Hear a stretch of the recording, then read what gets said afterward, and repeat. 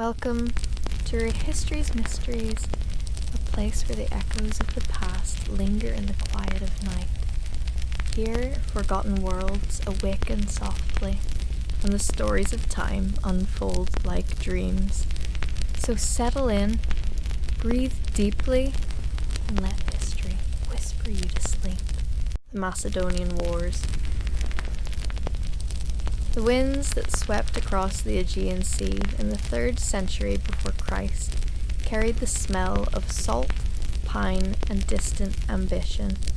To the west, the Roman Republic was beginning to stir from its peninsular cradle, rising from the ashes of its wars with Carthage and turning its cautious eyes eastward. To the east, the descendants of Alexander the Great, those kings who had inherited fragments of his dream, still ruled proud and restless. Among them stood Macedon, a land of mountains and horsemen, its kings heirs to the conqueror's legend, but burdened by his impossible shadow. It was here, between the marble shores of Greece and the fertile plains of northern Illyria, that the long and weary story of the Macedonian Wars would unfold. A century of struggle that would see the old Hellenistic world bow before the rising power of Rome. The first flicker of conflict began in the year 214 BCE, in the uneasy quiet following the First Punic War. Rome had defeated Carthage once, but still watched the Mediterranean with wary eyes.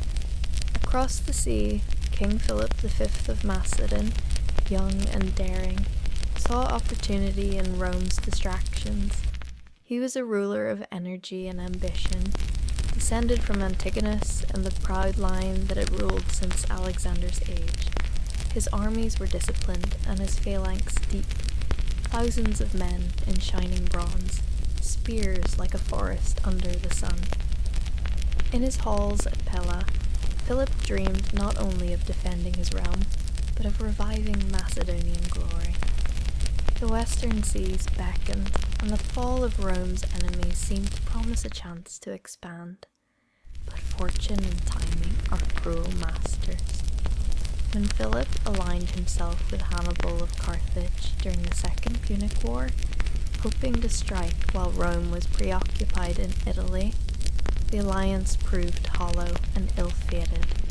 The first of the Macedonian Wars began not with mighty battles, but with uneasy maneuverings across the Adriatic. Rome's attention was divided, yet it would not ignore a threat that reached toward its eastern borders. The Roman Senate dispatched small fleets and legions to Illyria, forming alliances with Greek city-states long wary of Macedonian strength. The Aetolian League, Pergamon, and other Greek powers joined with Rome, seeing in the distant republic a tool to check the power that had so long dominated the north. For nearly a decade, the First Macedonian War lingered without decision. Skirmishes flickered like campfires in the dark, small raids along the coast, sieges of minor towns, shifting alliances as Greek leagues changed sides. Philip's fleet was too small to challenge Rome at sea, and Rome, still fighting Hannibal in Italy, had no strength for full conquest. Yet the war served its purpose. It drew the eyes of Rome toward Greece, and it marked Macedon in the Senate's mind as a kingdom not to be trusted. By 205 BCE, the Peace of Venice ended the struggle, leaving Philip intact but wary. He had gained little, but Rome had learned much. The geography of the Aegean, the temper of its kings, the politics of the Greek leagues. The seeds of greater conflict had been sown. When Hannibal fell and Carthage lay broken after Zama in 202 BCE, the Republic stood supreme in the west. But victory did not bring rest. The senators of Rome, cautious of distant threats, began to cast their gaze beyond the Adriatic once more. Reports reached them that Philip V had turned his arms eastward, allying with Antiochus III of the Seleucid Empire and attacking the wealthy cities along the Aegean coast, Rhodes, Pergamon, and even the free Greek cities that had placed their trust in Roman friendship. Merchants from the eastern seas came to the forum, whispering of Macedonian fleets, of plundered islands and threatened trade. Rome could not ignore the insult, nor allow any power to control the narrow seas that linked east and west. In 200 BCE, the Senate declared war again. Thus began the Second Macedonian War. Now, Rome came not as a distracted participant, but as a deliberate conqueror. The consul, Titus Quinctius Flamininus, young, eloquent, and ambitious, led the legions across the Adriatic. Unlike his predecessors, he came with a vision not of destruction, but of liberation, a promise to free Greece from Macedonian tyranny. The Greeks, divided as always, listened. Some distrusted Roman motives, others saw salvation. The Aetolian League again joined Rome, as did the cities of Corinth, Chalcis, and Thebes in time. Against them stood Philip V, proud, isolated, and unwilling to yield the dream of his forefathers. The armies met amid the mountains of Thessaly. At Cynocephalae in 197 BCE, under the grey dawn mist, the fate of Macedon was decided. The Roman Manipular Legion, flexible and swift, met the rigid Macedonian phalanx on uneven ground. Philip's men, locked shield to shield, advanced like a bronze wall, their long pikes thrusting in perfect rhythm. For a moment it seemed as if the old ways would prevail, yet terrain and adaptability turned the tide. The Roman cohorts, seizing the high ground, outflanked the phalanx. When the left of Philip's line faltered, the Roman right swept in, attacking from the side where the long sarissa could not turn. The phalanx broke, men fell amid the splintered spears, and the plain ran red with the fall of Macedon's pride. After Cynocephalae, Flamininus called the Greek leaders to the Isthmian Games. Standing before a vast crowd in Corinth, he proclaimed that Rome had come not to enslave, but to liberate. The Greeks are free, he declared, and his words were met with thunderous applause. Statues were raised to him, hymns sung, temples dedicated. For a moment, Rome was hailed as the champion of Hellenic liberty. But beneath the joy ran an undercurrent of unease. The Greeks were free in name, yet Rome's influence lingered in every decision, every alliance. Philip V was humbled, forced to abandon his fleets and pay tribute, but his throne remained. He returned to Pella a wounded king, his dreams shattered, but his resolve hardened. For nearly 2 decades, Philip V rebuilt quietly. He fortified his borders, trained his sons, and nursed his resentment. Rome, meanwhile, turned its attention to new threats, the Seleucid Empire and its king, Antiochus III, who dared to cross into Greece, proclaiming himself the liberator of the Hellenes. In truth, Antiochus sought what Alexander had once held, a world united under Eastern command. The Romans met him in battle at Thermopylae in 191 BCE, the same narrow pass where Leonidas had once stood. This time, it was Rome that held the pass, and Antiochus that was forced to flee. Pursued into Asia, the Seleucid king was finally crushed at Magnesia, and the might of the East bent beneath the Roman standard. Greece trembled, for though Rome spoke of freedom, it now commanded obedience. Philip V watched these events with grim fascination. He aided Rome against Antiochus, hoping to win favour, but the Senate's gratitude was shallow. Roman commissioners continued to harass his borders, demand restitution, and stirred discontent among the Greeks. By the time of his death in 179 BCE, Philip's faith in Rome was long broken. His final years were darkened by tragedy within his own house. He had executed his eldest son, Demetrius, on suspicion of Roman sympathies, leaving the throne to his younger and more ruthless heir, Perseus. Perseus of Macedon came to power amid intrigue and bitterness. Cautious, intelligent, and ambitious, he sought to restore the dignity of his kingdom while avoiding open war. Yet his every move was watched by Rome, whose diplomats filled the courts of Greece like shadows. Perseus married into the royal house of Epirus, forged ties with Rhodes and other states, and strengthened his army.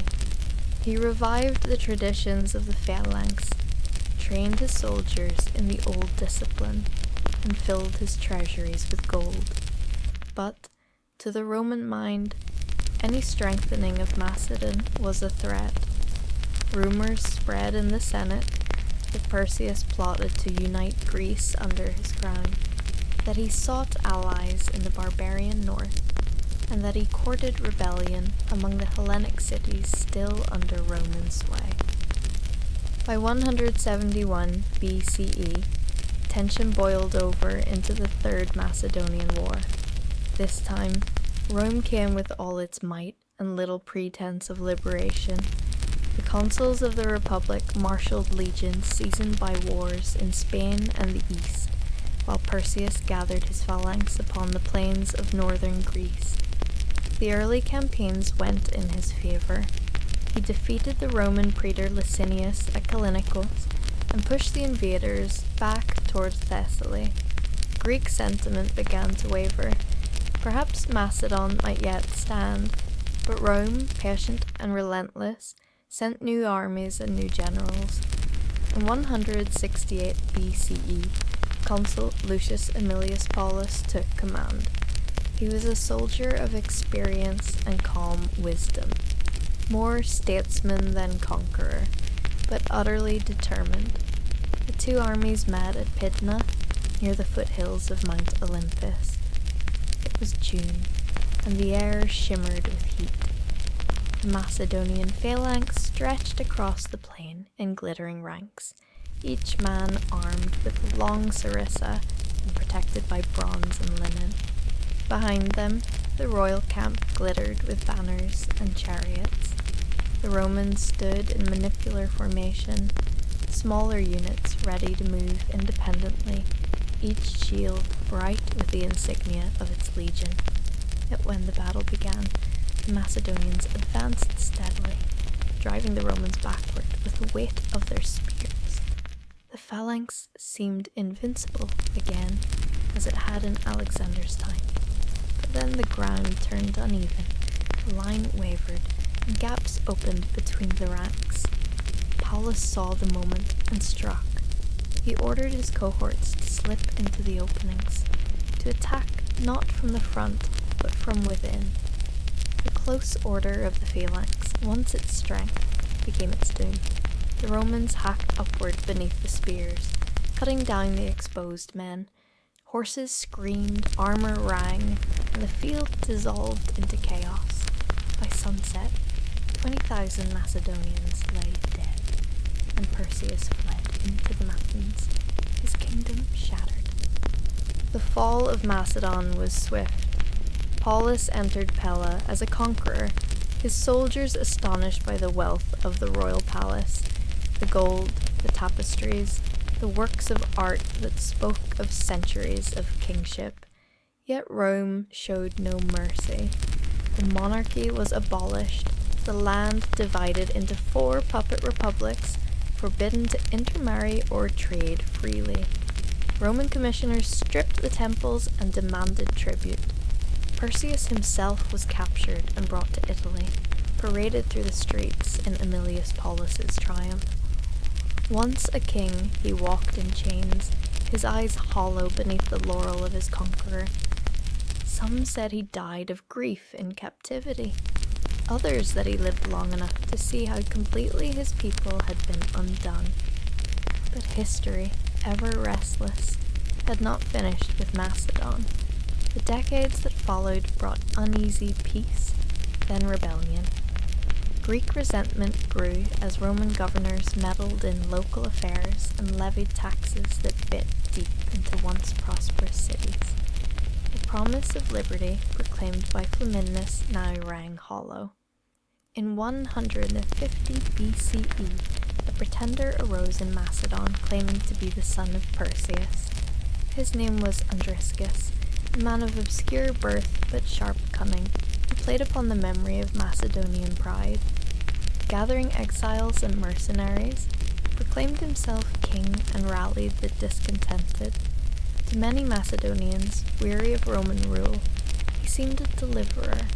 He raised an army and, for a fleeting moment, restored the banner of the old kingdom. Thus began the Fourth Macedonian War, brief but fierce. Andriscus defeated one Roman force near Dium, astonishing the world with his audacity. For the first time in generations, Macedonian soldiers once again marched under their own standard, yet his triumph was short-lived. Rome responded with a full measure of its discipline and wrath. In 148 BCE, the consul Quintus Caecilius Metellus met Andriscus near Pydna, upon the same ground where Perseus had fallen 20 years before. The outcome was no different. The Roman legions shattered the rebel phalanx, and Macedon's last dream of independence died with it. Andriscus was captured and taken to Rome, where he walked the same path of humiliation as Perseus before him. With that, the long saga of the Macedonian Wars came to an end. The Senate decreed that Macedon would henceforth be a Roman province. Its borders were redrawn, its cities garrisoned, and its resources absorbed into the growing machinery of the Republic. The Hellenistic world, the kingdoms that had once sprung from Alexander's conquests, was now under Rome's shadow. To the south, Greece itself would soon share the same fate. The year after Macedon's fall, Corinth was sacked, its treasures carried off, its people enslaved. The torch of the old Greek world flickered and dimmed, leaving only the marble bones of its temples and the echoes of its philosophers. Rome, the once provincial republic of Latium, now stood as master of the Mediterranean.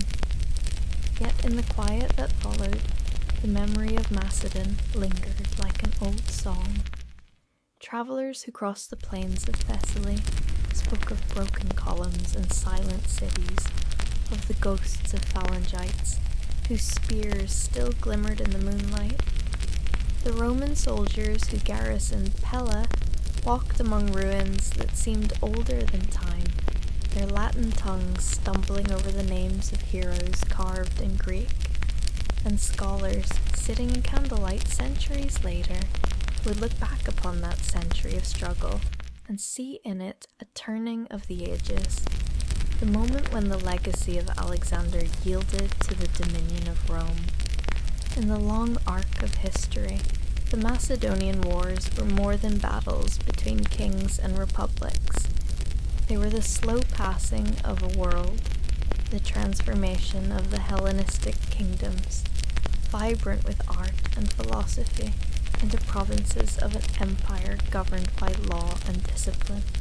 The phalanx had yielded to the legion, the diadem to the consul's fasces, yet the spirit of Greece did not die. In the centuries to come, its language, its learning, and its gods would flow into Rome's heart, shaping its art, its literature, and its very thought. The conquerors became, in their way, the inheritors of what they destroyed. And so the story ends as it began, with the wind over the Aegean, carrying whispers of forgotten kings. On the hills of Macedon, where the ruins of Pella lie buried beneath wildflowers, the stones still remember the tramp of armies and the echo of trumpets. The sea is calm again, and the centuries sleep. But if one listens long enough to the waves against the shore, one might still hear the faint murmur of spears, the last breath of a kingdom that once dreamed of ruling the world, and the steady march of Rome that turned that dream into dust. Welcome to History's Mysteries, a place where the echoes of the past linger in the quiet of night. Here, forgotten worlds awaken softly, and the stories of time unfold like dreams. So settle in, breathe deeply, and let history whisper you to sleep. The wind moved like a silver thread across the rocky spine of Taygerus, whispering the names of boys who had once chased goats and shadows, and were now men sharpening bronze on stone. Leonidas remembered them as he walked the night roads of Sparta, a king whose house was as austere as a soldier's tent, and whose heart was stitched to the laws like a shield strap to a wrist. The city slept with one eye open. The Agaggi had taught every child to dream in watchfulness, to hear the scrape of fate long before it arrived. At the Eurotas, the water ran cold and uncomplaining, and stars blinked as if frost had settled on their lids. Leonidas dipped his hands, drank, and tasted the tiny bite of river stone. He had been told by oracles cryptic as caves that either the city or a king must be offered to the altar of necessity. He had walked away with the slow dignity of a man who knows the shape of his last errand. In the morning he announced a march, not with speeches. Spartans disliked words that ran farther than a spear throw, but with a list of names chosen under the two kings' weight and the old law's eye. 300. Husbands, fathers, the kind of men whose thoughts were weathered and whose hands smelled faintly of olive oil and iron. Each man polished his armor in silence, sharing with his bronze the questions he would not ask his wife. The women saw and understood, for Sparta raised its daughters to hold the city by its corners, while the sons tried to hold the world at a pass. Boys ran errands, too eager, and dogs watched with that canine grief that is only confusion sharpened by love.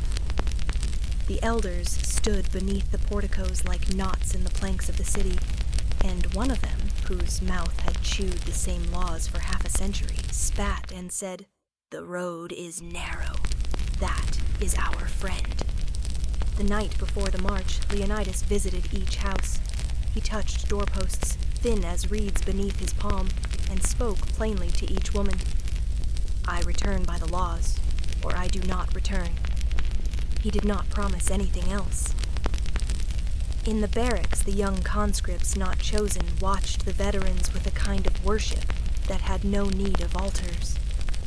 The chosen men ate barley bread and black broth, common fare with the flavor of finality, and then lay down and slept, as soldiers sleep the night before a thing that cannot be unwalked, briefly and well.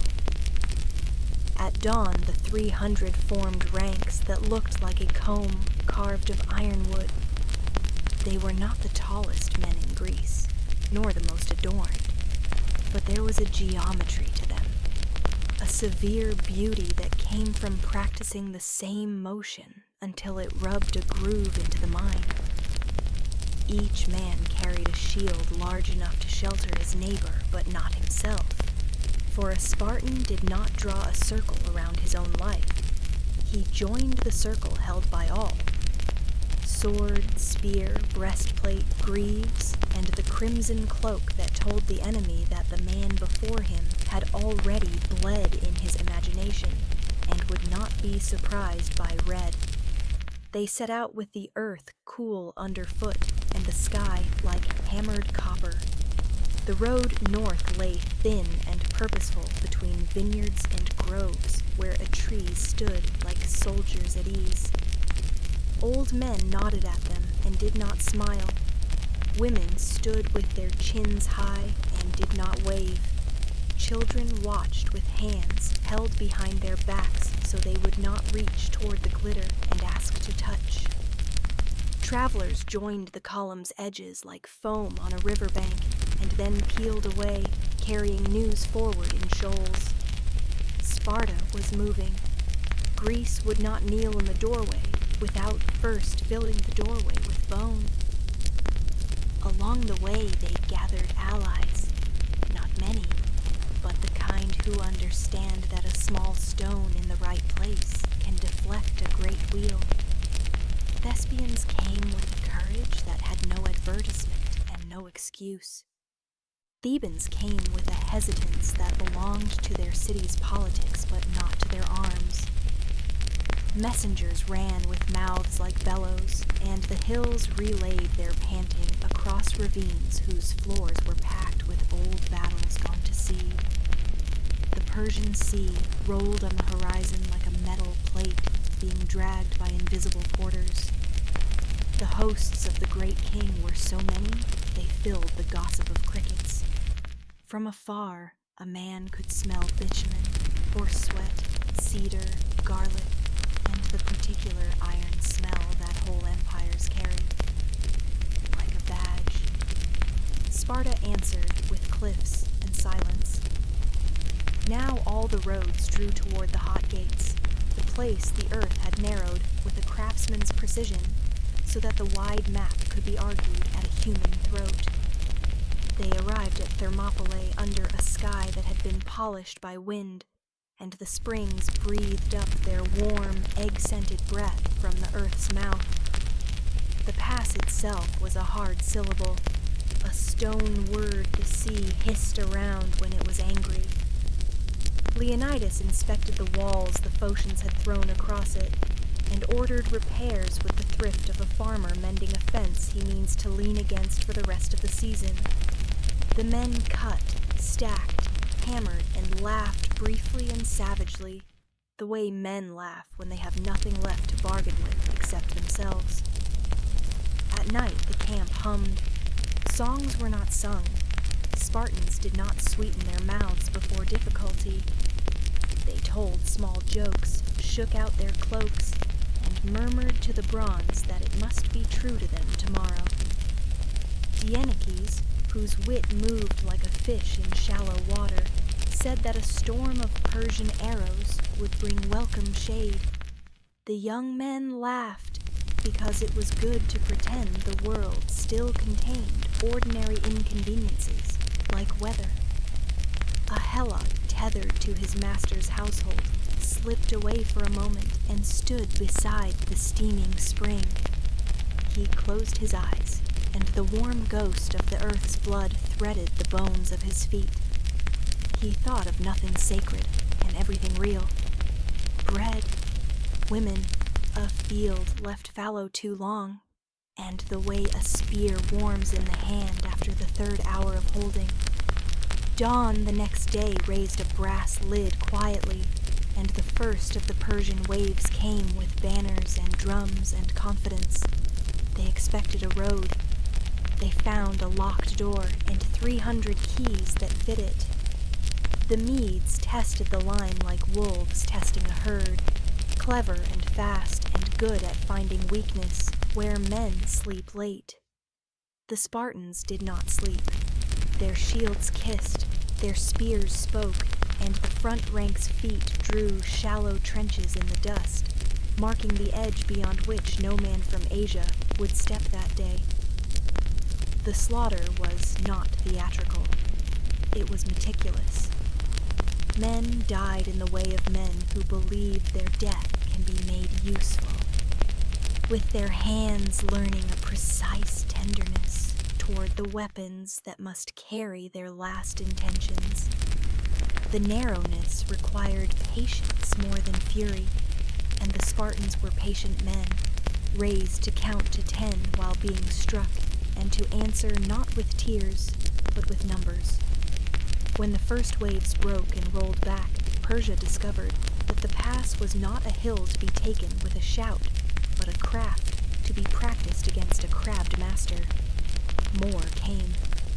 The immortals, the great king's 10,000 most dearly named, their scale armor shining like fish in a river too proud to remember the sea. They were swift and lovely in an open field. Here they were like swans forced to walk. The Spartans let them come on and broke their spears, and when the shafts splintered, the swords were drawn, leaf-shaped blades optimized for the intimate grammar of necessity. The fighting went to a lower register. There was little room for style. A man could only be accurate, and accuracy is a kind of reverence when the world has been reduced to an argument between two ribs. The day scorched the skin. The hot springs poured breath like a wounded bull behind the wall. The sea whispered, tireless. Leonidas moved along the line, an instrument checking its strings. He did not speak to inflame. He spoke to correct, to remind, to keep the geometry exact. A spear point a hand's breadth too high meant the neighbor's throat was a hand's breadth too unguarded. The Thespians held with a devotion that had not been advertised in any festival, and the Thebans held with a grimness born of knowing that sometimes a man is judged not by what he chooses, but by where he stands when he no longer has a choice. Night came like wetted wool laid over fire. The Greeks slept in ships, and those who did not sleep sat with their backs to the wall and listened to the springs whisper. Leonidas dreamed of nothing. He had given his dreams back to the city when he was a boy and had never reclaimed them. Somewhere on the black slope above, a man whose back ached from years of labor considered a different wage. Ephialtes was his name, and he carried in his mouth the taste of envy, a bitter seed that grows in men who have learned too early the exact measure of their own height. He knew a path, goat narrow and twig loud, that curled around the pass's shoulder like a hidden vein. He took it to the Persians in exchange for gold that would not feed him as well as honor would have, had he ever tasted honor. The Phocians guarding the path startled awake at the soft thunder of many feet and fought hard, but the hillside carried the enemy down it the way a bowl carries water down to the lip. In the gray before dawn, a messenger came to Leonidas as if arriving from the end of a long road that did not lead anywhere else. The news required no commentary. The king made 3 decisions with the economy of a man still living under law, even when the law could no longer shelter him. He sent most of the allies away to fight another day. He kept the Thebans, who could not be trusted to go, but would be useful to stay. And he shaped his 300 into a sentence the world would remember. They advanced beyond the wall to a wider place, where more men could die at once. The Persians came from the front and rear, and the sky learned the geometry of arrows. The Spartan spears shortened themselves by breaking, as if the wood had decided to be knives instead of staffs, and the men shifted to swords whose leaf curves were made for the rib-spaced corridors of close fighting. There is a moment in battle when the body considers desertion, but the mind reminds it that the feet belong to something larger. There is another when the mind seeks an excuse, but the body has already chosen, on the basis of old drills and older vows, to remain. The 300 passed through both moments quietly and arrived at a third, the one in which a man recognizes that dignity is a kind of gravity. Leonidas fell where kings should fall, not on a throne, but in a threshold. The fight swirled around his body like wind around a pillar. 4 times the Persians were pushed back from his corpse, and 4 times they returned, until possession meant less than devotion, and the men holding the body understood they held the city by the ankle. At last, surrounded and reduced, the Greeks stood together as if forming the final paragraph of a long law. They died slowly and well, and not alone. The pass accepted them with that generosity peculiar to narrow places, which know how to honor those who accept limitation without complaint. When the killing grew thin and the screams ran out of ink, the Persians raised heads on spears, as if erecting punctuation at the end of a sentence they did not write. The sea exhaled, the springs steamed, the cliffs remembered. Southward the rumor ran with feet of rumor, that at Thermopylae 300 men had taught the world how to calculate, how to find the numbers in a narrow place and make them suffice. In cities with more poems than soldiers, the people paused and stood differently, as if a weight had been hung upon their spines by invisible hands. The mothers of Sparta received the news as women trained to carry it, not because they were made of stone, but because they were made of woven reeds, and reeds know how to bend and still bind. A boy asked his mother whether his father had been afraid. She answered that fear and courage drink from the same cup, but courage keeps the hand steady. In Athens, men carved plans into wood and prepared ships as if sharpening oars could change the weather. In Plataea, farmers counted spears the way they once counted seeds. Across the sea, the great king moved forward, but he did not move as quickly as before, for even kings must pass through gates sized for men. Years rolled, folding one another like cloaks. Salamis and Plataea were born at the spending at Thermopylae. The arithmetic checked out. Poets found the line that would crown the hill and give passers-by a mouthful of salt and iron. Stranger, tell the Lacedaemonians that we lie here, obedient to their laws. Travelers came with sandals dusty from other griefs. They pressed their palms to the stone and felt the low pulse of something that refused to be merely legend. The place kept its heat in winter and gave it back at night like a body that remembers being alive. Children learned to spell freedom with 300 letters, and then to pronounce it with their own lips differently when they were old enough to have something to lose. Leonidas did not become larger in death. He became exact. The measure of a city is sometimes the size of a doorway. Sometimes it is the size of the man who chooses to fill it. In Spartan houses afterward, the doors were still narrow, the tables plain, and the laws strict as bootlaces. And yet a looseness entered the city too. A knowledge that not every problem is solved by staying home.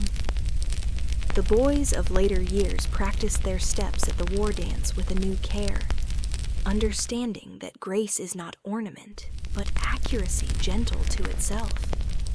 The Persian Empire's wealth grew and waned like a tide that forgets the moon. Greece quarreled with itself and then with itself again. The world widened until it held Rome, and then the world learned Latin ways to speak of Greek stubbornness. Thermopylae stood through all that as a proposition about ratios and responsibility. When a traveler pauses there in any century and listens, he can hear, just beyond the rustle of reed and the simmer of spring, a sentence spoken by men whose tongues have long since dissolved into the earth. Hold the line that is your size. Do not make promises bigger than your doorway. Do not abandon the doorway, because bigger men might arrive tomorrow. If they do, you will have made the place ready for them. If they do not, you will have still made the place ready for someone smaller, who will call you ancestor in his heart. The wind continues its silver threading, fined with salt. The sea continues to smooth its knuckles against the shore. The pass keeps breathing its warm breath into the colder air, and the stone resists and then consents to moss in slow green letters. The story remains not because it is loud, but because it is exact, like the angle at which a shield must turn a spear, like the width of a road that can be held by the width of a life. And in Sparta, when autumn comes and the olives are pressed, an old woman stands at her doorway and stares north when the evening star appears. She does not weep. The city does not teach weeping, but it also does not forbid remembering. She remembers a boy who learned to sleep in thorns without complaint, and to steal cheese from an altar under a flogging. She remembers that he laughed once, head thrown back like a colt's, when a kite swooped low and stole a strip of meat from his hand. She tells him again in the private temple where mothers keep their sons long after the city has borrowed them, that he may return by the laws, and if he cannot, he may return in the laws. She closes the door because the night is chill, and in the act of closing it, she understands something about doors that no bronze inscription can say.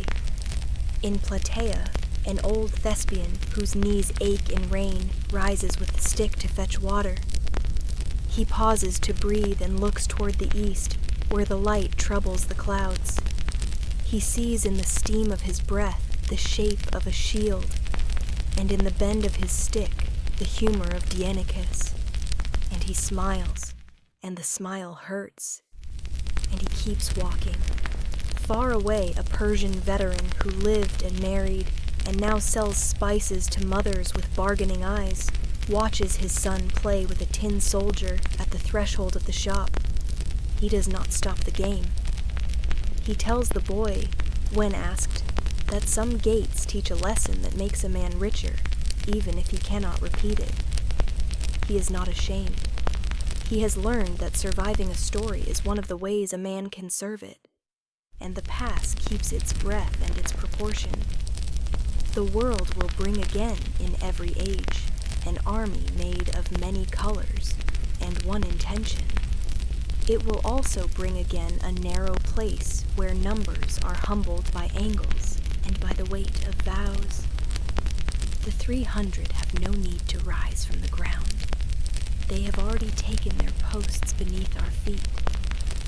When we walk hard and straight upon our errands, when we lend our shield to the neighbor's side, and when we meet betrayal with exactness rather than rage and danger with attention rather than noise, we are simply relieving them from the watch for a little while. The wind approves. The sea approves. The old stones do not speak, but if they did, they would say only what Leonidas said and never elaborate. Stand. Welcome to History's Mysteries, a place where the echoes of the past linger in the quiet of night. Here, forgotten worlds awaken softly, and the stories of time unfold like dreams. So settle in, breathe deeply, and let history whisper you to sleep. The world was not yet quiet when the last years before Christ began to slip through the sands of time. Rome stood at the height of its glory and the edge of its undoing, vast and shining, a city of triumphs and marble, where every street echoed with ambition. Yet beneath the weight of its columns and the hum of its markets, something in the heart of the Republic trembled. Old virtues had grown thin, and the names of men now carried more power than the laws themselves. It was in this uneasy twilight that the storms of the Roman civil wars began, stretching across decades and continents, from the mountains of Gaul to the banks of the Nile. What began as rivalry would end as transformation, as the world of the Republic slowly gave way to empire. The year was 49 BCE, and the river Rubicon flowed quietly through the countryside of northern Italy. Julius Caesar stood upon its banks, the mist of winter clinging to his crimson cloak. Behind him stretched the legions that had conquered Gaul, men hardened by frost and hunger, bound to their commander by loyalty deeper than law. Before him lay the frontier of Italy, sacred to the Republic. To cross it with an army was treason, a challenge to the Senate and to Pompey the Great, once his ally, now his rival. Caesar's mind was steady, but the weight of the choice pressed like iron. He knew that if he returned to Rome as a private citizen, his enemies would destroy him. If he crossed, the world would change. The river murmured softly beneath the pale sky. Caesar raised his hand, as though listening to something distant and unseen, and said that the die was cast. The horse moved forward. The legions followed.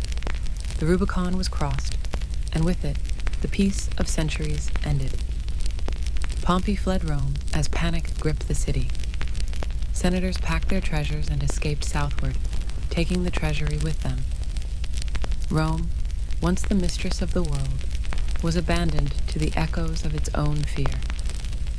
Caesar entered without resistance. He moved swiftly, gathering control of Italy, then turning west to face Pompey's legates in Spain. The campaigns were swift, decisive, and without mercy. Caesar told his men that he was going to fight an army without a leader, then a leader without an army. Within months, Spain was his. Then he turned east toward Greece, where Pompey had gathered his strength. The two greatest soldiers of their age met upon the fields of Pharsalus in the summer heat of 48 BCE. Dust rose like smoke beneath the clash of legions.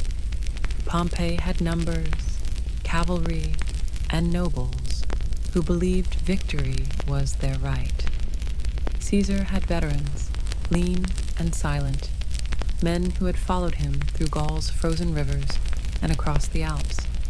When Pompey's cavalry charged, Caesar's hidden fourth line stepped forward and struck at their faces. The charge broke. Panic spread like fire. The Senate's army collapsed beneath the relentless push of Caesar's veterans. When the battle was done, Caesar walked among the fallen and whispered that they would have done the same to him. Pompey fled to Egypt, seeking safety among the Ptolemies. But Egypt was not a place of mercy. On the shore near Pelusium, assassins sent by the young king Ptolemy the 13th struck him down. When Caesar arrived days later, they presented him with Pompey's severed head, expecting gratitude. He turned away and wept. That, he said, was not how greatness should end. In the glittering palaces of Alexandria, Caesar met Cleopatra, a queen of 21 years, shrewd and radiant, speaking as easily of philosophy as of power.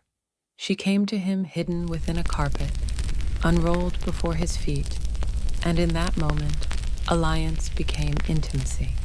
Together they waged war against her brother's forces, the waters of the Nile reflecting the fires of their battle. When victory came, Cleopatra ruled as queen beside her young son, rumored to be Caesar's own. For a season, Caesar lingered in Egypt, surrounded by incense and the soft murmur of the river. But Rome called him back, restless and divided. He returned triumphant, leading 4 great processions through the city for his victories in Gaul, Egypt, Pontus, and Africa. The people cheered until their voices broke. The Senate, half in awe and half in fear, named him dictator for life. The Republic had endured kings, tyrants, and invaders, but it had never endured one man with such power. Caesar spoke of reform, of mercy, of rebuilding the broken order. yet whispers began to grow like ivy on old stone. Too many honors, too much ambition. On the morning of March 15th, 44 BCE, he left his house against all omens. The air was cool, the sky gray above the city's temples. In the Curia of Pompey, senators surrounded him. Knives flashed, blades fell. The conqueror of Gaul was struck 23 times, his blood staining the marble floor at the feet of Pompey's statue. The republic that his killers claimed to save died with him. Rome descended into chaos once more. The Senate quarreled, the people rioted, and Caesar's will was read. To the astonishment of many, his heir was not a general, but a youth. Gaius Octavius, his grandnephew. Thin, pale, and untested, Octavian possessed something more powerful than experience. Caesar's name. Mark Antony, Caesar's loyal lieutenant, sought to command his legacy, but Octavian moved with quiet precision. Legions swore loyalty to him. The two rivals met, then allied, forming the second triumvirate with Lepidus. Together they purged their enemies in a storm of blood. Cicero fell, the voice of the Republic silenced. The triumvirs marched east to confront Brutus and Cassius, the last defenders of liberty. On the plains of Philippi in 42 BCE, their armies met. The ground trembled beneath the weight of Roman steel. The air darkened with dust. When the fighting ended, Brutus and Cassius were dead, their dream of restoring the old republic buried with them. Octavian returned west to rule Italy. Antony took the east. Lepidus, forgotten, kept Africa. But power cannot be shared for long. In the east, Antony met Cleopatra. What Caesar had begun in alliance, Antony continued in devotion. Their bond was legend, two rulers bound by passion and politics, their courts glittering with gold and fragrance, their names whispered as gods of the New World. Yet in Rome, Octavian waged another kind of war, quieter and more lethal. He spoke to the Senate not of swords, but of honor, of Antony's weakness, of a Roman enslaved by an Egyptian queen. The people murmured. Statues of Antony and Cleopatra appeared in the forum, symbols of excess and betrayal. Rome's patience thinned. By 32 BCE, war was inevitable. On the western coast of Greece, near the promontory of Actium, the final reckoning came. Antony and Cleopatra commanded a vast fleet of glittering ships. Octavian's admiral Agrippa faced them with discipline and cunning. The morning sea was calm, but the air was heavy with omen. Trumpets blared, oars bit into the water, and the sky filled with smoke. For hours, ships rammed and burned.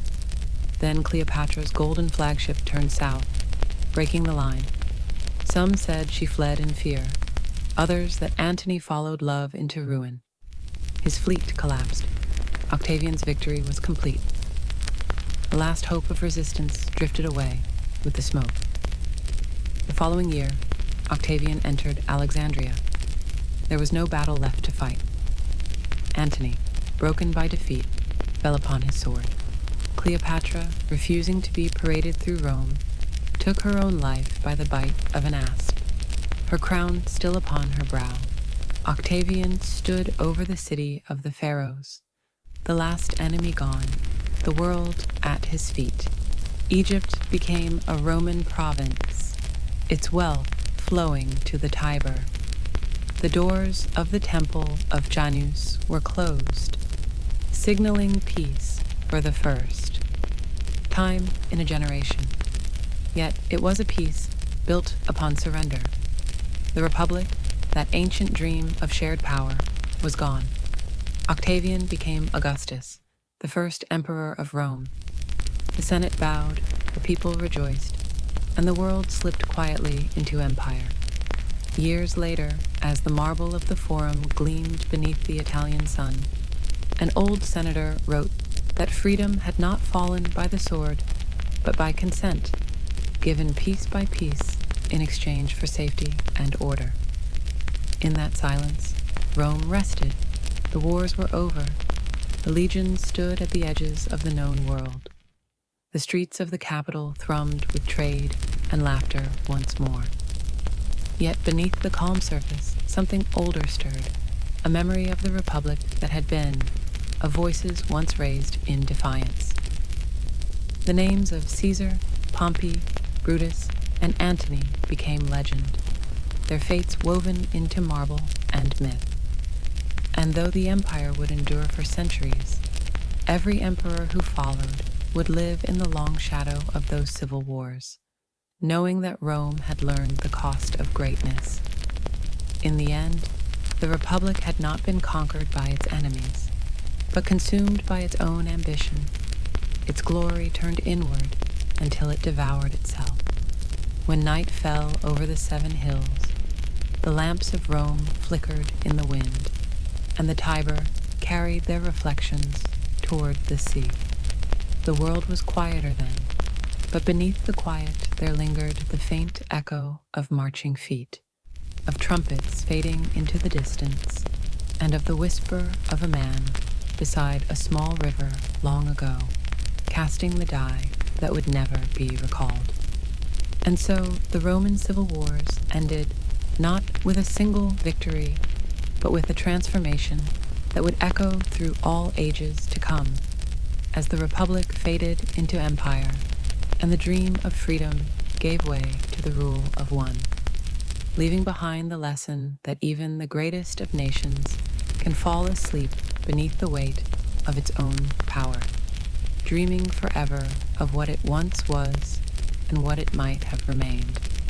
Yet even in its surrender there was beauty, for from the ashes of its turmoil arose art, architecture, and peace that stretched from the deserts of Arabia to the mists of Britannia. The legions built roads that carried language and law farther than the Republic had ever dreamed. And in the long quiet after the wars, the Roman night deepened into legend. The marble city glowed beneath the stars, and history itself seemed to rest upon the still air, remembering forever the age when brothers fought, brothers, and when a river no wider than a whisper divided the world between the past and all that was yet to come. Sleep to the stories of the world, the great pyramids of Giza. The night over Giza is silent, but not empty. A dry breeze drifts across the endless sands of the Egyptian plateau.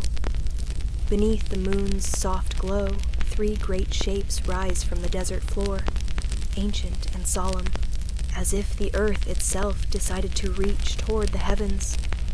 These are the great pyramids of Giza, Khufu, Khafra, and Menkaure, the last surviving wonders of the ancient world. Thousands of years have passed since the first stone was laid, yet their outlines remain nearly perfect, defying time, wind, and human ambition. To lie beneath the shadow of these monuments is to feel the heartbeat of history itself, steady, patient, eternal. The story of the Great Pyramids begins more than 4,500 years ago, during the Old Kingdom of ancient Egypt, a time of prosperity, faith, and ambition. The land was ruled by the pharaohs, kings believed to be divine, living gods upon the earth. Among them was Khufu, or Cheops, as the Greeks called him. He ruled Egypt during the 4th dynasty, around 2550 BCE, and it was his vision that would give birth to the largest of all pyramids. Khufu desired more than a tomb. He wanted a stairway to the heavens, a monument that would outlast the centuries and carry his soul into the eternal afterlife. The Egyptians believed that death was not an end, but a passage, a journey from the world of men into the realm of the gods. The pyramid, in its perfect geometry, represented that sacred journey. The earthly base symbolizing the physical world, and the pointed apex rising toward the sun, God Ra. To build such a monument required an empire's strength. Tens of thousands of workers, craftsmen, masons, engineers, and farmers, during the flood season, labored under the desert sun. Contrary to old myths, these were not slaves but skilled laborers organized into rotating teams. They were housed in nearby workers' villages, fed with bread, onions, and beer, and buried with honor when they died. Archaeological discoveries have revealed tools, bakeries, and even the remains of oxen, showing the massive logistics behind the construction. Each limestone block, weighing several tons, was quarried nearby. The core stones were rough, while the outer casing stones, once polished white, gleamed like mirrors beneath the sun. The sight must have been blinding, a mountain of light reflecting across the Nile Valley. The methods of construction have long been debated. Some believe ramps were built, spiraling or sloping from the ground up. Others suggest counterweight systems using wooden sleds, water, and levers. What remains certain is that these ancient engineers possessed a mathematical precision unmatched for centuries. The Great Pyramid of Khufu was aligned almost perfectly with the cardinal directions, north, south, east, and west, within a fraction of a degree. Inside, a labyrinth of corridors and chambers awaited the pharaoh's soul. The king's chamber, built from red granite brought from Aswan hundreds of miles away, held the royal sarcophagus. Narrow shafts pointed toward the stars, aligning with constellations sacred to the Egyptians, perhaps to guide Khufu's spirit toward Orion, associated with Osiris, god of the afterlife. When Khufu's son Khafre came to power, he sought to match his father's glory. His pyramid stands beside Khufu's, slightly smaller but built on higher ground, creating the illusion of equal height. To guard his complex, Khafre commissioned a colossal sculpture, the Great Sphinx. Carved directly from limestone, the Sphinx combines the body of a lion with the head of a man, likely Khafre himself. Its gaze has remained fixed eastward for millennia, watching the sunrise each day over the desert horizon. Menkaure, Khafre's successor, built the third and smallest of the three pyramids. Though modest in scale, his monument reflects refinement, granite casing, intricate temples, and polished craftsmanship. Together, the three pyramids form a celestial triangle, their placement thought to mirror the stars of Orion's belt. As the centuries passed, the golden age of pyramid building faded. The cost of such grand projects, combined with changing religious beliefs, shifted focus toward the Valley of the Kings. There, pharaohs like Tutankhamun would rest in hidden tombs, safe from robbers and time. Yet none could capture the same majesty as the pyramids of Giza.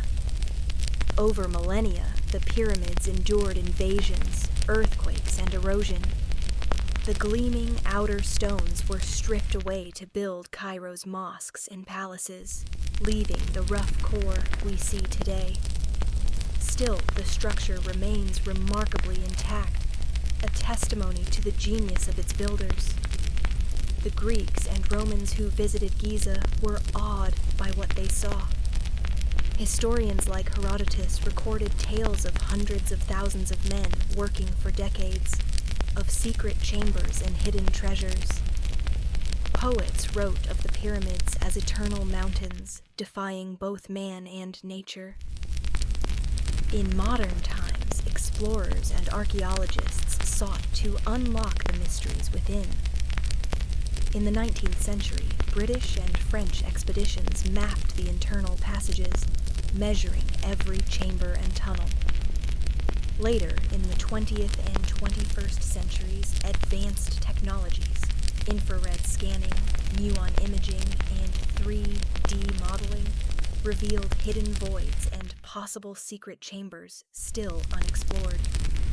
Today, the Great Pyramids of Giza stand as the last of the 7 wonders of the ancient world still standing. They attract millions of visitors each year, drawn by a mixture of reverence and curiosity. Scientists continue to study them, while tourists stand in silence beneath their towering presence, feeling the same awe that travelers felt thousands of years ago. The sun rises over the desert plateau, casting long golden shadows. Camels move slowly along the horizon. The air is dry and still, carrying whispers of a civilization that believed in eternity. Every grain of sand, every carved block speaks of human ambition, of a people who looked to the sky and built monuments to meet it. As the day fades into twilight, the pyramids glow with a quiet light, their sharp lines softened by centuries of wind. The stars emerge above them, the same constellations the ancient Egyptians once watched. In that stillness, the Great Pyramids remind us that history is not lost. It sleeps beneath the sands, waiting to be remembered. The Great Pyramids of Giza stand as both mystery and message. They tell us that no empire, no matter how vast, is eternal. But the desire to reach for something greater, to carve meaning into stone and time, is what truly endures. And as the desert wind hums softly across their weathered faces, the pyramids continue their vigil, guardians of the past, witnesses to the present, and monuments to the eternal dream of humankind. The desert of Giza stretches endlessly beneath the Egyptian sun, a sea of gold and silence. The wind carries whispers of an ancient world, a time when kings were gods, and stone was shaped not just by hands, but by faith itself. It is here, on this sacred plateau, that the Great Pyramids stand. Khufu, Khafra, and Menkaure, 3 eternal sentinels keeping watch over the ages. To walk among them is to walk through time. The air is dry, the horizon infinite, and beneath your feet lie the stories of thousands who once toiled under the same sky. The Great Pyramid of Khufu, the largest of them all, was built over 4,500 years ago, yet its stones remain tight and true. It rises more than 480 feet high, once gleaming with smooth white limestone that reflected the sunlight like a beacon. Khufu, known to the Greeks as Cheops, ruled during Egypt's 4th dynasty.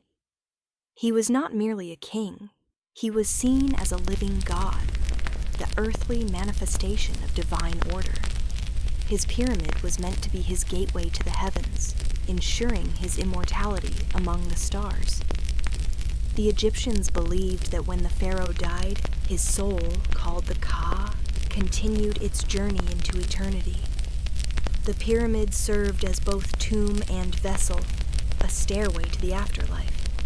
The scale of the construction remains one of the greatest achievements in human history. Scholars estimate that more than 2 million limestone and granite blocks were used. Some weighed as much as 80 tons. Each one was shaped, transported, and placed with mathematical precision. The exact method remains debated. Straight ramps, spiral ramps, water-lubricated sleds. Yet, whatever the truth, it speaks of a civilization whose engineering genius still humbles the modern world. For centuries, myths suggested that the pyramids were built by slaves.